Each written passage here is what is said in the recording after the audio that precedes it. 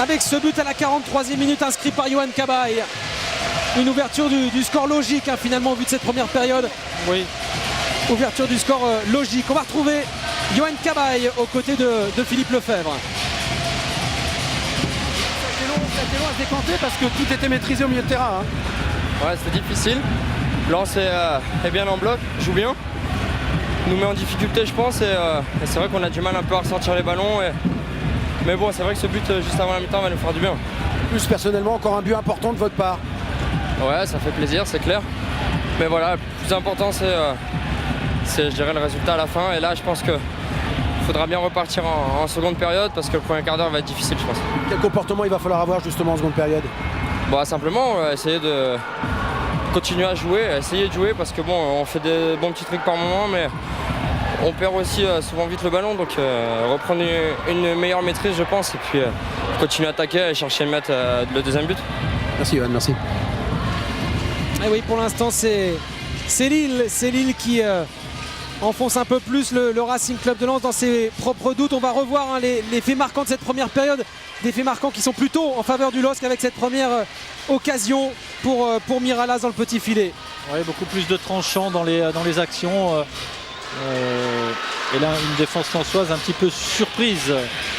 Avec ensuite une réaction de Johan Domon et cette frappe légèrement croisée que Davy ou pas, Grégory Malekim, Stéphane Bré avait décidé de donner corner. Ouais, c'est la seule occasion vraiment marquante hein, des Lensois dans cette première période.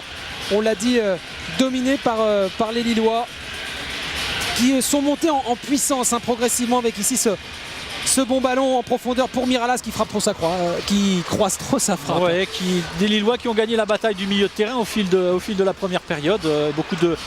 Beaucoup plus de pression sur le porteur du ballon notamment, très solidaire, très collectif dans ce rôle. Et puis souvent Rio Mavuba à la relance intelligente avec sur le côté droit Obraniak très en jambes que l'on voit ici avec ce ballon en retrait parfaitement dévié par Milan Bisevac. Et ensuite la reprise pleine de culot hein, de Beria, admirablement sorti par Rougneux, mais on sentait que l'emprise était de plus en plus lilloise dans cette première période, avec déjà ce jeu léché hein, à une touche de balle. On sent que les Lillois se trouvent les yeux fermés. Il y a du mouvement, il y a la recherche de l'intervalle, il y a le jeu simple chez tous ces joueurs et ça donne une équipe qui mène au score tout simplement. Et on le revoit avec ici deux passes en retrait pour Cabaye qui arrive plein axe tout seul et qui trompe sans problème Vedran Rougneux.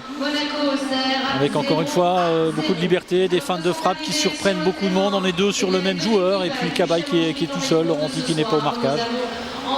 Plat du pied, que cette action est belle à voir, à revoir, qui est sûrement difficile à digérer pour les Lensois. Et pour l'instant Lille qui donc enfonce un petit peu plus Lens, même si on vous l'a dit, hein, Saint-Etienne mène 1-0 au Parc des Princes, ce qui veut dire que c'est le statu quo pour cette 5e place de Coupe de l'UEFA, mais c'est aussi le statu quo en bas pour le maintien. Pour l'instant, à la pause, Lens est toujours en dehors de la zone de relégation et le Parisien Saint-Germain toujours 18e et premier relégable. Voilà tout de suite quelques bandes annonces et puis pour vous qui nous suivez sur Canal Plus Sport, du golf direction la Floride avec la 3e journée du Players Championship. On retrouve en direct Christian Ledan. À tout à l'heure.